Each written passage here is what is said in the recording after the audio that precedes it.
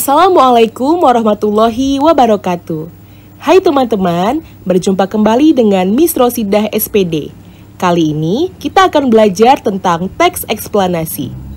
Adapun tujuan pembelajaran ini, yang pertama, siswa diharapkan mampu memahami informasi yang terdapat dalam teks eksplanasi, dan yang kedua, siswa diharapkan mampu mengidentifikasi struktur dan kaidah kebahasaan teks eksplanasi. Teman-teman, apa itu teks eksplanasi? Ya, teks eksplanasi merupakan teks yang menjelaskan tentang proses terjadinya atau terbentuknya suatu fenomena alam atau sosial.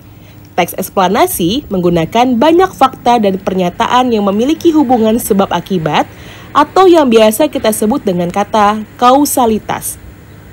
Teman-teman, bacalah contoh teks eksplanasi berikut ini. Tahukah kamu bahwa teks eksplanasi yang berada di salindia ini merupakan bentuk dari sebuah teks eksplanasi? Karena di dalamnya tergambar suatu paparan proses. Teks ini memaparkan secara kausalitas tentang proses penyembuhan penyakit anemia. Pembacanya pun memperoleh pemahaman yang sangat jelas tentang cara-cara penyembuhan penyakit tersebut. Dengan contoh ini, teks yang menjelaskan suatu proses, urutan kegiatan yang bersifat kausalitas dapat digolongkan ke dalam jenis teks eksplanasi. Nah, selanjutnya ialah ciri-ciri teks eksplanasi. 1. Strukturnya terdiri atas pernyataan umum, yakni gambaran awal tentang apa yang disampaikan. Deretan penjelas, yakni inti penjelasan apa yang disampaikan, dan interpretasi, yakni pandangan atau simpulan. 2. Memuat informasi berdasarkan fakta atau bersifat faktual. 3. Faktualnya memuat informasi yang bersifat keilmuan, misalnya tentang sains. Selanjutnya, struktur teks eksplanasi. 1. Pernyataan umum. Berisi tentang penjelasan umum tentang fenomena yang akan dibahas, bisa berupa pengenalan fenomena tersebut atau penjelasannya.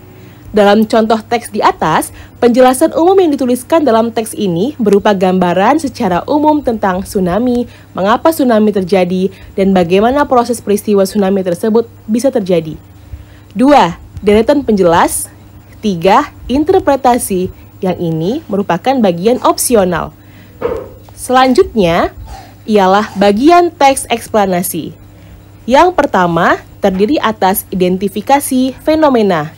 Di dalamnya memuat tulisan tentang latar belakang kejadian. Yang kedua adalah proses kejadian.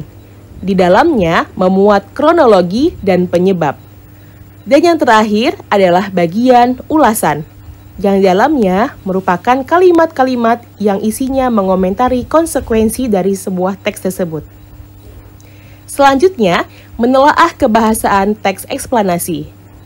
Kaidah kebahasaan yang terdapat di dalam teks eksplanasi, diantaranya terdapat konjungsi kausalitas. Antara lain, kata kuncinya adalah kata sebab, karena, oleh sebab itu, oleh karena itu, atau sehingga. Dan yang kedua, terdapat konjungsi kronologis yang berkaitan dengan hubungan waktu, seperti kata kemudian, lalu, setelah itu, dan pada akhirnya. Teman-teman, selanjutnya ada pula pola-pola pengembangan teks eksplanasi. Yang pertama ialah pola pengembangan sebab akibat. Perhatikan contoh yang terdapat pada tabel berwarna ungu. Dalam teks ini, sebab dapat bertindak sebagai gagasan umum, sedangkan akibat sebagai perincian pengembangannya. Namun demikian, dapat juga terbalik. Akibat dijadikan sebagai suatu gagasan umum, maka perlu dikemukakan sejumlah sebab sebagai perinciannya. Berikutnya ialah pola-pola pengembangan teks eksplanasi dengan menggunakan pola pengembangan proses. Untuk menyusun sebuah proses, langkah-langkahnya adalah sebagai berikut. Yang pertama, mengetahui perincian-perincian secara menyeluruh. Yang kedua, membagi proses tersebut menurut tahap-tahap kejadian. Dan yang ketiga, menjelaskan setiap urutan itu ke dalam detail-detail yang tegas sehingga pembaca dapat melihat seluruh proses itu dengan jelas. Dan inilah contoh dari pola pengembangan proses pada teks eksplanasi. Terima kasih. Sampai jumpa pada kesempatan berikutnya dan kita akan membahas lebih dalam tentang jenis teks-teks lainnya. Wassalamualaikum warahmatullahi wabarakatuh.